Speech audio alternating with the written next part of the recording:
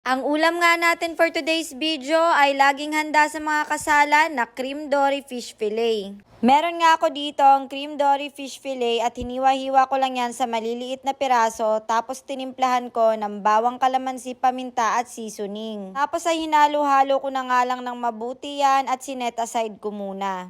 Naghanda naman ako ng breading mix, egg wash at breadcrumbs tapos alam mo na yung gagawin. Pag na-coat mo na nga lahat ay prituhin mo na yan at dapat mahinang-mahina lang ang apoy mo para hindi agad masunog. Bali-baliktarin mo rin hanggang sa maging golden brown na ang kulay niya.